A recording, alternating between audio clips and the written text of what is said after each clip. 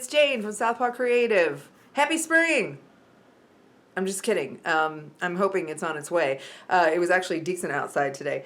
So how are you all doing today? I'm going to be teaching you how you can make your own encaustic artboard, which is really exciting because the only encaustic artboard that I've ever seen online is very expensive. I got to thinking, like, about 3 years ago, I thought, why would I pay that kind of money whenever I can take an electric griddle and take some safety precautions and basically have the same result of what I need to do with that artboard. So what you'll need to do is get yourself an electric griddle, and if you don't have one, the one that I bought on Amazon at the time about 3 years ago was $25. I'll put a link in the description below, and it could be a little bit, a little bit more, a little bit less, but basically you're not going to be spending a whole lot of money on this, and you'll also have a lot of fun too.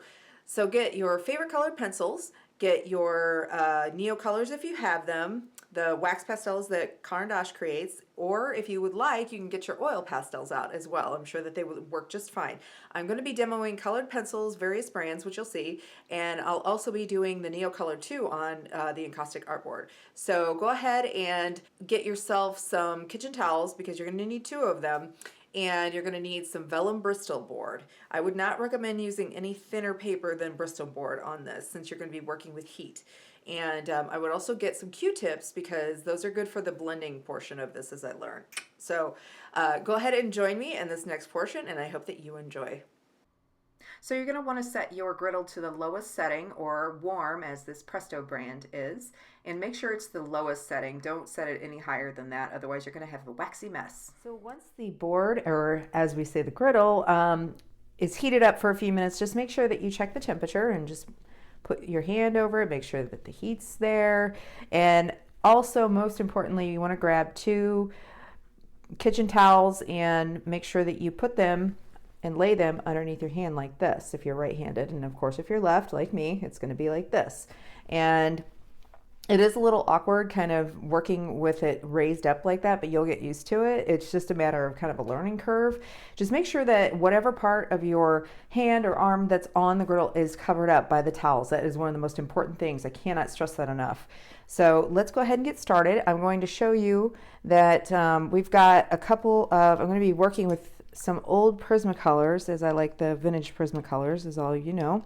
I've got, let's see here, we've got the Scarlet Lake, the Crimson Red, White, and the Canary Yellow. I also have a small little purple.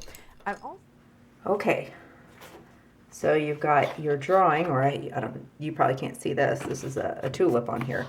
So what you do first is you take your drawing, place it face down, don't touch it.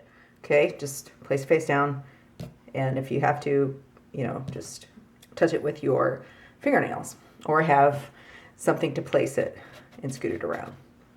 Okay, so take your towels as we discussed, and I'm going to show this to you.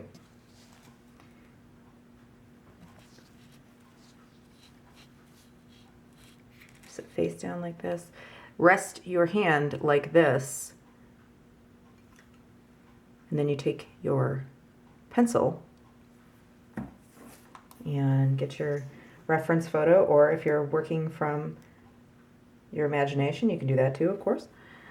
And all right, let's get started.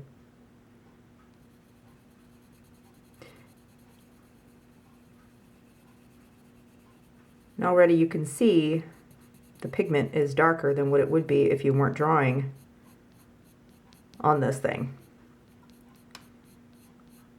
And I might do 1/2 on this and then the other half for comparison, but I think I'm going to go ahead and try and do the whole thing on this to show you. But see, if you press down just a little harder, it's going to darken and thicken.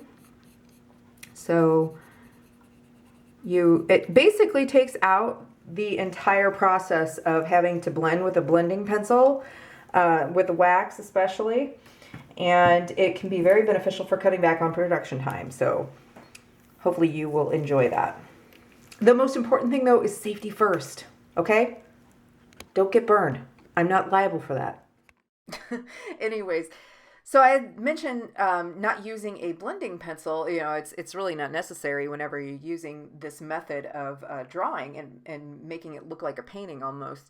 So I did use, as you can see, the Q-tips for blending. And you know, if you have a box of Q-tips nearby, that's pretty cheap. And the wax pastels, they, oh my gosh, they work so beautifully. In fact, I think they worked better than the colored pencils, but I do believe that the colored pencils have a place in this. The wax pastels are great for filling in big areas and then using your colored pencils for details and filling in smaller areas.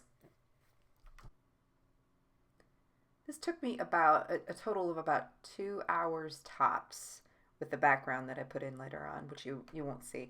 In fact, my battery went out on my camera, and so this isn't going to show the entire demo. However, you get the idea of what's going on.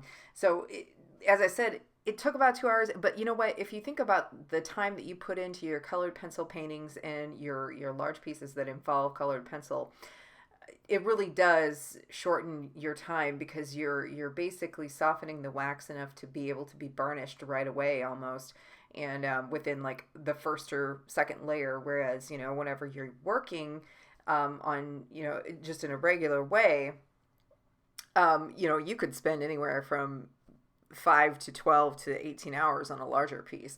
Now this piece was a smaller piece, but I probably would have definitely spent more time on it had I not used this method.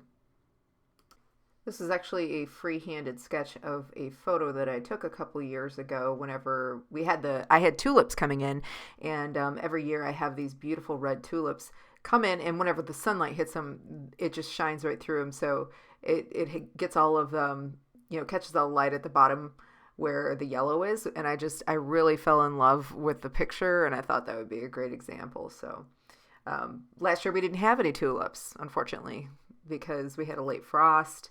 And so I'm hoping that they come in this year. So you want to keep a sharpener nearby. I don't know if I mentioned that before, an electric sharpener, or I used an electric sharpener for this. But as you know, electric sharpeners tend to eat up pencils. You also can just blow away any excess crumbles because some of these are softer pencils like the Holbein and the Prismacolor, and you're going to get a little bit of that.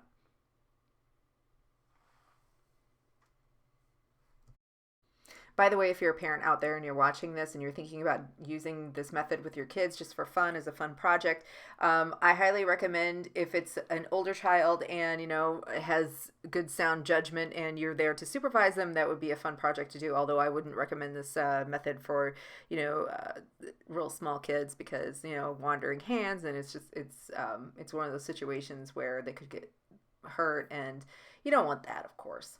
But this also was a good learning experience because I hadn't done this in a while, and I had forgotten how much fun it was to use the heated artboard, or, you know, whatever you want to call it. It's kind of a rigged experiment, but I still call it the Encaustic artboard.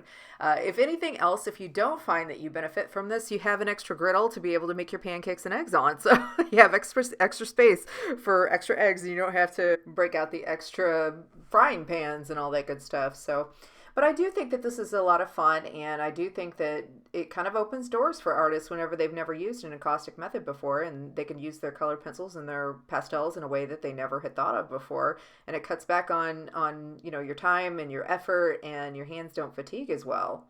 So, of course, a benefit to those of you like myself who get cramps in their hands sometimes. Just stick around for just a few more seconds as I wrap this up here, and I'll tell you exactly what my experience with the different brands were of pencils, which roles that they play, which ones I preferred and which ones I didn't so much. And, you know, this is all personal preference, you know, how things worked out for me may be different for you. So I hope that you enjoy it either way. Okay, so this is the final product. As you can see, the outside looks really, really painterly. I actually did that in a combination of these Lyra Aquacolors and the Neocolors by Caran, the Neocolor 2. You could use the Neocolor 1, which is a water resistant wax pastel as well. So here's my verdict on this as far as different pencils are concerned. I ended up using the Holbein a lot because that's probably one of my favorites, and it's nice and soft.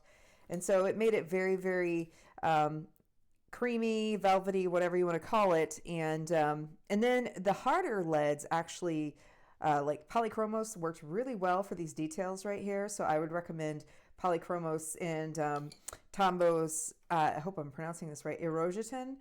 This is a wax-based pencil. It's harder than most wax-based pencils, but has a unique collection of colors, and those worked for the stem. So the pencils with harder lead actually work really well for details later on, but if you want something that's a little bit softer in performance for filling in color and everything, I would recommend using your Prismacolors. I don't, you know, if you've seen any of my other videos, you know how I feel about modern made Prismacolors, and they're really poor in quality control these days. So I don't know how they will react with this. You might want to go ahead and try them out. I personally use the Barrel Prismacolors and the Eagle Prismacolors because they were made better back then.